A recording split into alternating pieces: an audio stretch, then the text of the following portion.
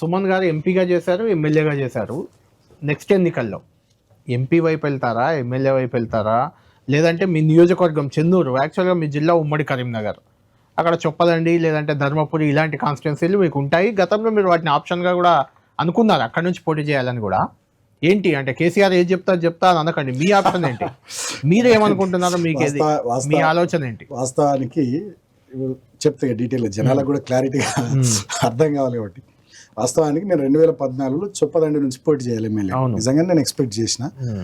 చివరి నిమిషంలో వివేక్ గారు ఆనాడు కాంగ్రెస్ పార్టీకి పోయినరు మా పార్టీ నుంచి.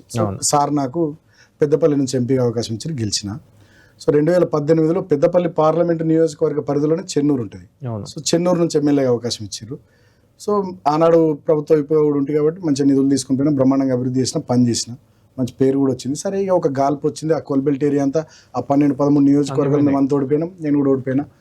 సో తర్వాత మొన్న చెన్నూరు నియోజకవర్గంలో ఈ 2 ఏళ్ళుగా తిరుగుతూ పనులు చేసుకుంటూ ప్రధాన ప్రతిపక్షంగా జిల్లా పార్టీ అధ్యక్షుడు నా పని నేను చేసుకుంటూ పోతున్నా.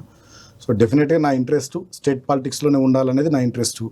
ఇప్పుడే జాతీయ రాజకీయాలకు పోవాలని నాకేం లేదు. సో రాష్ట్ర రాజకీయాల్లో ఇంకొక 2-3 టర్ములు ఉండాలనేది నాకు ఉంది. అందులో చెన్నూరు మంచి నియోజకవర్గం, మంచి ప్రజలు, మా క్యాడర్ కూడా చాలా బలంగా ఉంటుంది. డెఫినెట్గా మళ్ళీ కూడా నేను చెన్నూరు నుండే పోటీ చేస్తా, కంపల్సరీ చెన్నూరు నుండే పోటీ చేస్తా. మధ్యలో దాసోత్సవానికి ఎమ్మెల్సీ ఇచ్చే టైంలో కూడా మీ పేరు ప్రస్తావనకు వచ్చింది. సుమన్కో లేదంటే ఆర్ఎస్ ప్రవీణ్కో, మీరే నాకైనా ప్రవీణ్ కుమార్కైనా ఇవ్వండి అని అడిగినట్లు ఒక చర్చ. అటువంటిది ఎమ్మెల్సీ ఆలోచన అసలు ఆ చర్చ తప్ప అది ఎట్లా వచ్చిందో ఏందో. అసలు ఆనాడు అసలు నేను ఎమ్మెల్సీ టికెట్ అడగలే, పార్టీ కూడా నన్ను నాకు అసలు నేను ఎమ్మెల్సీ అడగలే. ఒకటి, రెండోది పార్టీ నా పేరు ఎమ్మెల్సీ చర్చలో లేదు. అది ఎట్లా స్ప్రెడ్ అయింది. నేను ఒకరికి ఎమ్మెల్సీ టికెట్ ఇవ్వని కేసీఆర్ గారికి చెప్తాను, ఆర్ఎస్ ప్రవీణ్ కుమార్ అనే చర్చ జరిగింది తప్ప పార్టీ కన్సిడరేషన్.